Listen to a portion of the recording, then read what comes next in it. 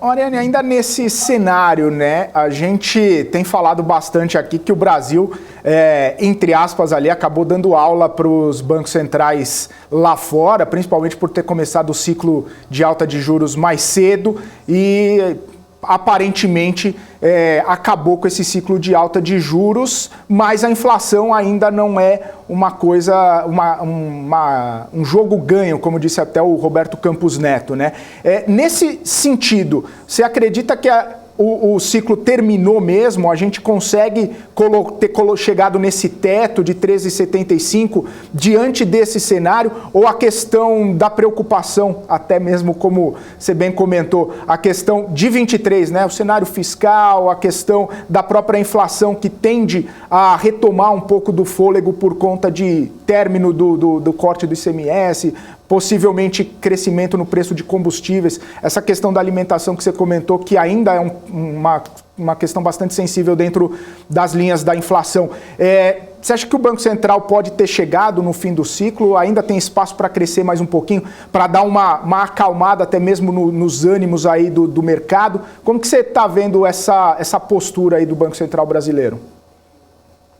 Eu acho que é muito cedo para se falar, né, de fim de ciclo de aperto. Eu acho que o cenário ele é muito delicado, apesar de ser mais otimista com o cenário Brasil, exatamente porque eu sempre brinco, né? O Brasil nasceu na inflação, então ele sabe como lidar com isso, que não é a realidade dos Estados Unidos, da Europa, e que estão patinando ali com maior dificuldade de resolução, diferente de nós, e por isso que a gente se destacou bastante. A gente começou antes, porque a gente tem experiência com esse tipo de cenário e a preocupação, ainda mais agora, de um Banco Central independente, né? Sabe quem eu diria,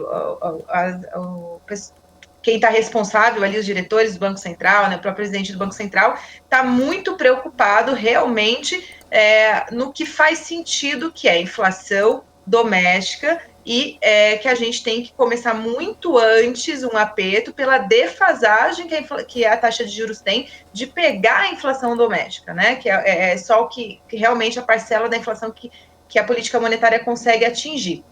Como eu citei, quando a gente exclui os choques de energia elétrica e transportes, a gente ainda vê uma inflação com sentido altista. Inflação essa que a gente ainda não viu o real efeito do auxílio, né, o auxílio de R$600 vindo por aí, a gente vai conseguir ver isso com mais clareza agora nessa próxima medição do IPCA, tá? E aí a gente vai poder afirmar se realmente é um final de ciclo ou não é um final de ciclo. Agora, o balanço de risco com preço do petróleo e câmbio apontam maiores dificuldades de afirmar essa possibilidade. Né?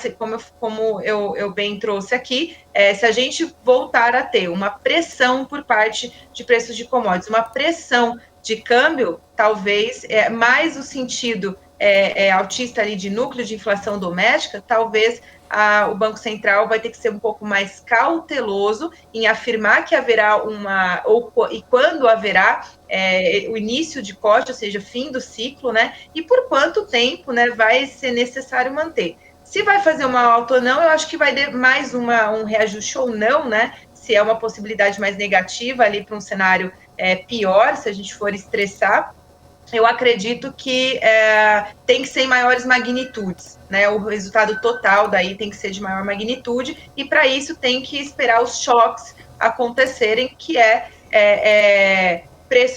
mais pressão de commodities e mais pressão no câmbio, né? Somados ali, como eu falei, a inflação doméstica no sentido ali muito aquecido por consumo.